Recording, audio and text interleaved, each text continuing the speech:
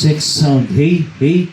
Kung napapansin ninyo, no, katabi ko lang po yung speaker. Ito yung isang speaker ko. Ayan. At ito pa yung isang speaker. Pero wala pong feedback. Sound check. No? So, lakasan pa natin ng konti. So, okay, nilakasan natin ng bahagya. Sound check. Hey. Sound check. Lagyan natin ng Effects. So, sound check. Hey. Johnny Luha, turuan mo nga kami kung paano mo ginawa yan yung walang feedback. So, panoorin po ninyo para kayo ay matuto at mawala na yung pinakamalaking yung problema, yung mga feedback ng mga microphone ninyo. Okay? So, umpisahan natin sa ating mga amplifier. So, kahit pa sabihing integrated yan or tinatawag natin na power amplifier. So, ang ginamit ko ay power amplifier. Okay? So, yung left and right or yung channel 1 at channel 2, kung mapapansin niyo no, nasa 2 o'clock lang. Okay, kumbaga sa relo, kumbaga sa relos natin sa bahay ay alas 2. Okay, ganyan po ang master volume ng ating mga power amplifier. Kung ang gagamitin naman ninyo ay integrated, sisiguraduhin po ninyo mga nasa 2 o'clock lang din yung pinakang master volume, then yung bass nasa gitna. So halimbawa ito yung ating integrated amplifier, no. Yung pinakang master volume ay nasa 2 o'clock, yung pinakang bass nasa gitna, yung pinakang treble nasa gitna, yung pinakang balance left and right speaker ay nasa gitna para tumunog ang kaliwang speaker at tumunog ang kanang speaker kung integrated. Pero dahil nga power amplifier ang ating pandemo, so 2 o'clock lang yung pinakang master volume, wala na tayo ibang pipihitin. Okay? Punta na tayo ngayon dito sa ating audio mixer. Sa ating audio mixer, lagi po ninyong tatandaan, no? Sa ating audio mixer ay yung pinakang master volume, yan, left and right, or yung tinatawag natin na faders or fader, no? Sa 0 dB. Yan, 0 dB or 0 unity. So itatapat ninyo yan from 0, no? Mula sa 0, yan. Okay, so nakatapat na yan. At dito tayo ngayon nakakonect sa ating microphone, no? Pwedeng PL jack. Ang ginamit ko kasi ay XLR. So pwede naman pong PL jack, no? So ganito po. Dapat po laging standard muna natin gagawin ay naka 0 po yung gain. Lagi pong madalas yung gain, no? Yan, gain.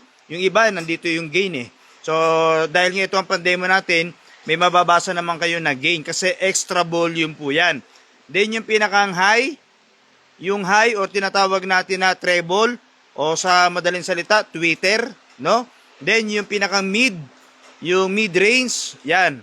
Yan yung may halong boses saka tweeter. Yung ganun yun, ano? Then yung low, yung pinakang low niya, yan po yung bass or bass. Okay? So, then yung balance, yung pan, dapat yung pan po ay nasa gitna para tumunog ang kaliwa at kanan na speaker. Then yung mga inyong AUX2 effects or may nakasulat na EFF, pwedeng alauna o alas 2, no? So, bahala na po kayo kung ganito ang effects ninyo, mamili na lang kayo sa mga effects, no?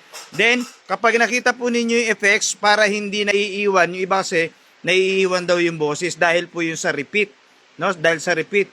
So, dahil nga ito lang ang ating volume ng ating effects, so ganyan lang din. Alauna lang or alas 2, no? So, ganyan po ang ating setup. Ngayon, Johnny Luha, ano ba nagbibigay ng feedback? Madalas po nagbibigay ng feedback ay ito. Yung ating high, mid, then minsan po nagbibigay talaga ng feedback yung combination po ng mga pihitan ninyo. So gayahin nyo lang po ito, no? Then, ito po yung ating tinatawag na effects, no? Then, yung pinakang master volume ng ating faders. So tatansyahin nyo, dahan-dahan ninyo habang nagsasound check kayo. Yan. So hanggat kaya ng 0 unity, okay na po yan. Then, ito yung ating speaker. Ayan pa yung isang speaker. So, ito yung mic natin. Sound check natin. Sound check. Hey. Sobra na po ang lakas pero wala pong feedback. Andito lang ako sa tapat niya, di ba? Sound check. Hey. So, balik-balikan nyo lang tong video na to para kayo ay matuto, ha. So, re-review natin, ano? So, review. So, madali ang review. 2 o'clock, master volume.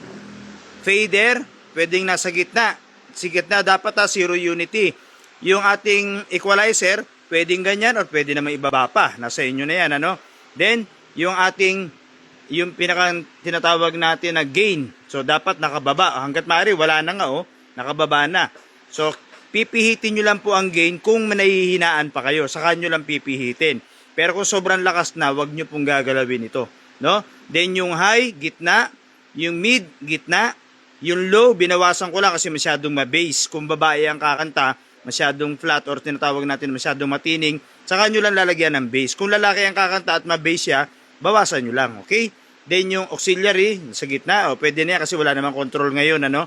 AUX, FX, then yung ating left and right balance. So, sound check natin ulit para marinig nyo ulit. So, ito yung ating mic. So, lagyan natin ng zero unity. Sound check, hey. Lagyan natin ng effects. Ang effects po, bahala na po kayo kung gusto nyong sobrang effects or depende po sa inyo, kayo magdidesisyon yan. Sound check, hey. So, ganda, di ba? So, ganun po ang paraan. Gayahin po ninyo ito para po kayo ay matuto. So, itong video natin na to ay maaari po ninyong i-share para matuto po din ang iba. Sa mga marurunong na at magagaling na at tingin nyo ay okay na kayo, no? So, pwedeng skip, pwedeng hindi ang video, no? Sa mga baguhan, malaking tulong po sa inyo yan. Johnny Luha po ito.